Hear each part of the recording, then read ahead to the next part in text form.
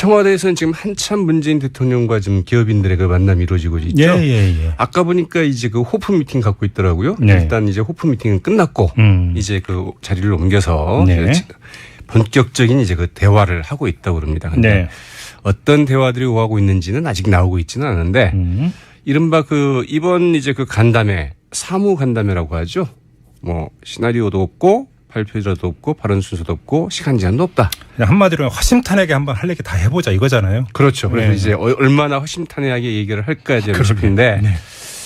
오늘 뭐 단연 화제의 주인공은 유일하게 그 중견기업으로 이번 간담회에 참여하게 된 오뚜기 식품이죠. 네. 네. 인터넷에서 화제죠 아주. 그렇죠. 네. 네. 이 창업자인 고 함태호 그 명예회장의 그 적극적인 이제 사회공헌 활동 그리고 그 정직한 상속세 납부 100%에 가까운 그 정규직 고용 여기 이제 그 찬사가 쏟아지고 있지 않습니까? 예. 오늘 이제 청와대 기업인과의 간담회 자리에 참석하는 오뚜기의 그 함영준 회장. 그러나 꼭 마음이 편할 것 같지는 않습니다. 왜요? 우선 이제 뭐 언론의 집중 조명도 그렇고 네. 다른 뭐 대기업 집단들의 오너들이 보는 시각이 좀 어떨까 싶은데 상당히 그 시샘어린 시선 아니겠습니까? 네네. 이런 것도 부담스럽긴 하겠지만 그러나 오뚜기 또한 그 대표적인 그 중견기업으로서 어두운 측면이 적지 않게 있기 때문입니다. 마냥 잘한 것만 있는 건 아니다. 그렇죠. 예. 오늘 그 대기업들과 함께하는 이 오뚜기의 빛과 그림자 좀 짚어보도록 하겠습니다. 자, 어떤 점부터 볼까요, 그러면?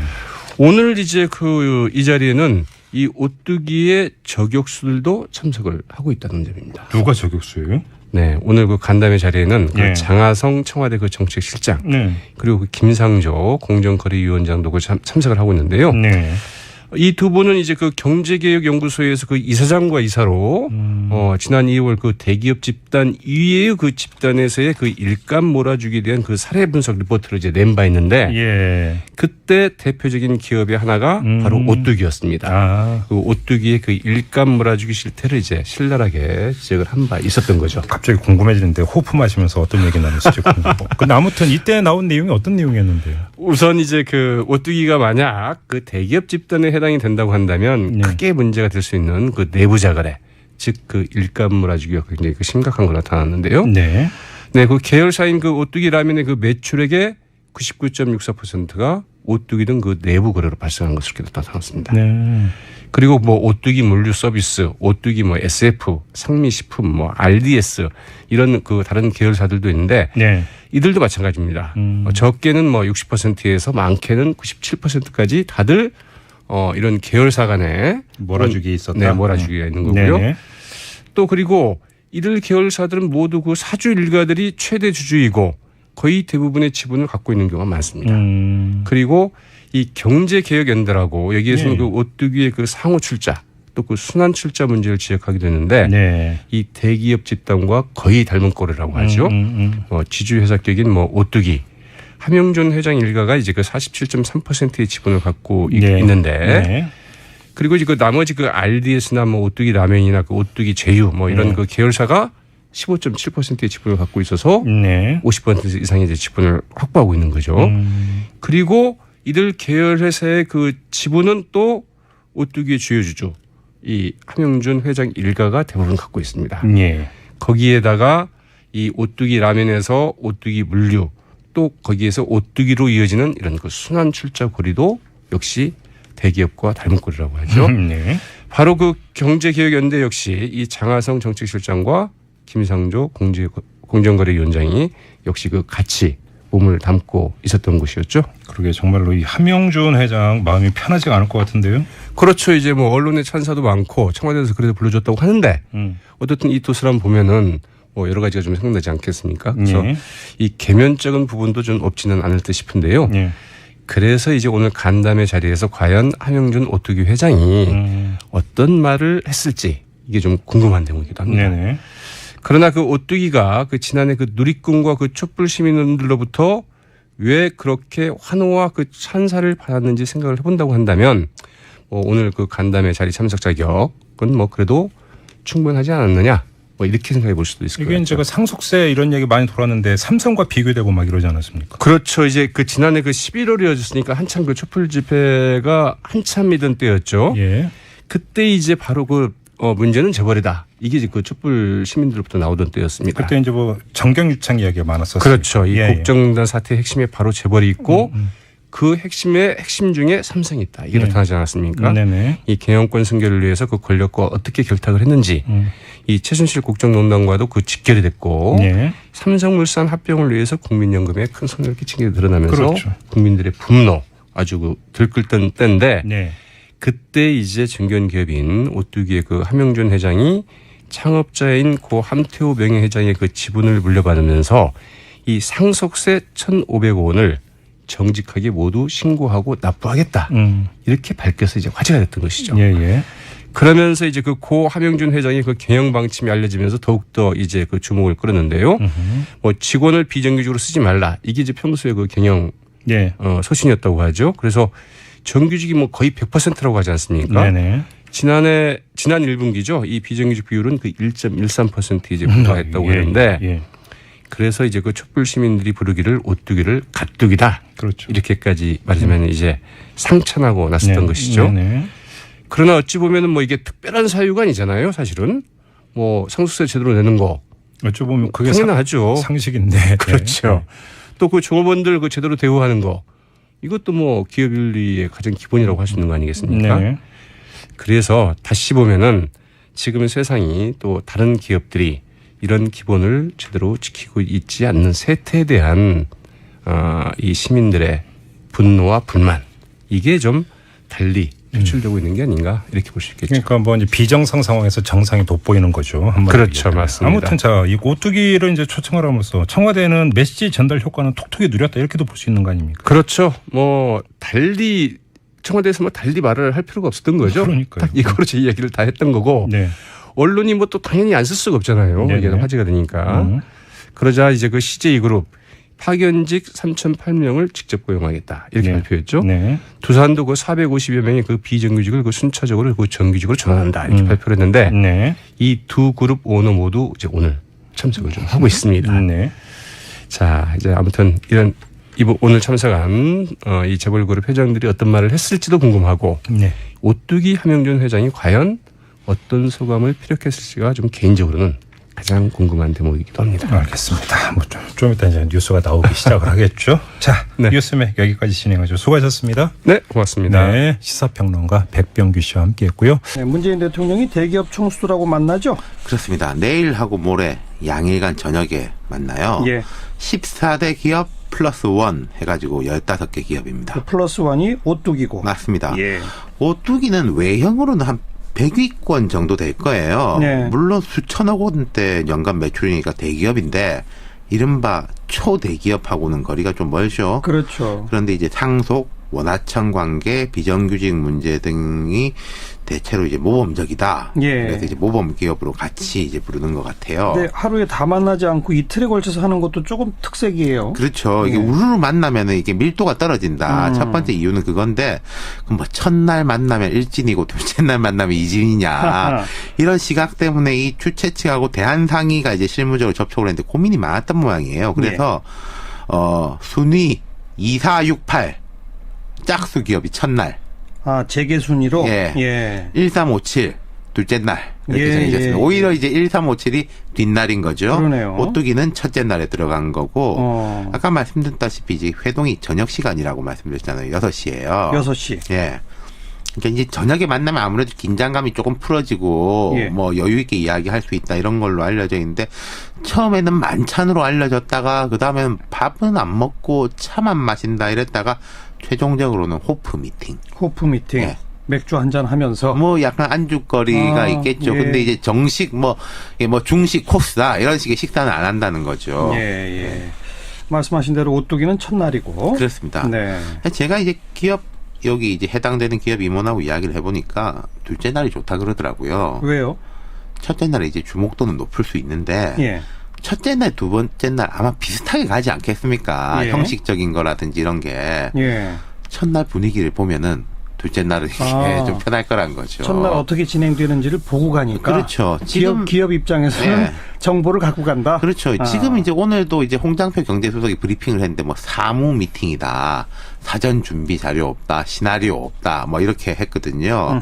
그럼 그게 이제 좀 밀도 있고 대화가 실질적으로 오갈 수 있게 긴장감을 풀기 위해서 이제 맥주도 곁들이고 이렇게 하는 것인데 예. 기업 입장에서는 또 안 그런 면이 있는 거죠. 긴장하겠죠. 예, 특히 지금 이제 뭐 일자리, 세금, 비정규직 이런 게 주요 현안이지 않습니까?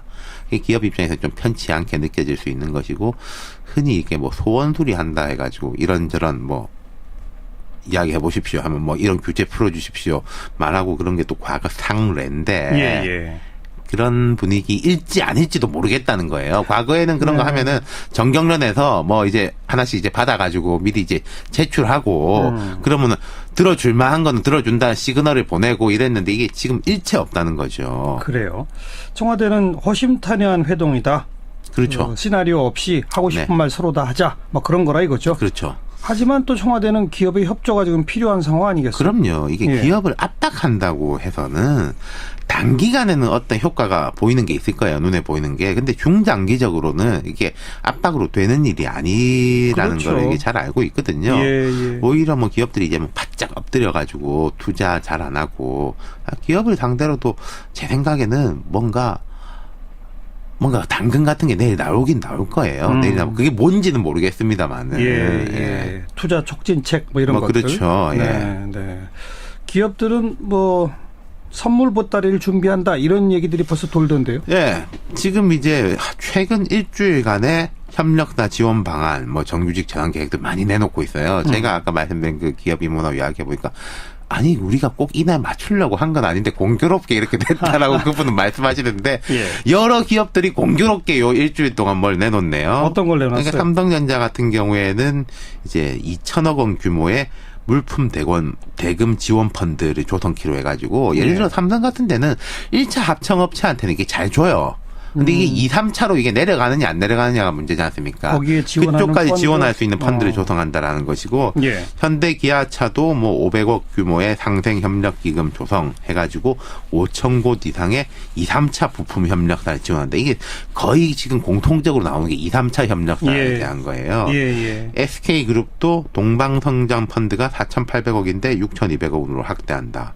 뭐 LG그룹도 상생 프로그램을 2, 3차 협력사 2,000곳으로 확대한다. 뭐 두산그룹 같은 경우에는 계약직 파견직 근로자 450명을 정규직으로 전환한다. 정규직 전환도 있고. CJ는 여기가 이제 소비재 기업이라서 이제 고용이 많은데 방동 제작, 조리원 직군 등의 파견직 3,000명을 직접 고용으로 전환하고 예. 무기계약직한테도 의료비 지원 혜택을 준다. 뭐 이런 걸 쭉쭉 발표하고 있네요. 진작에 하지 왜 이제 하죠?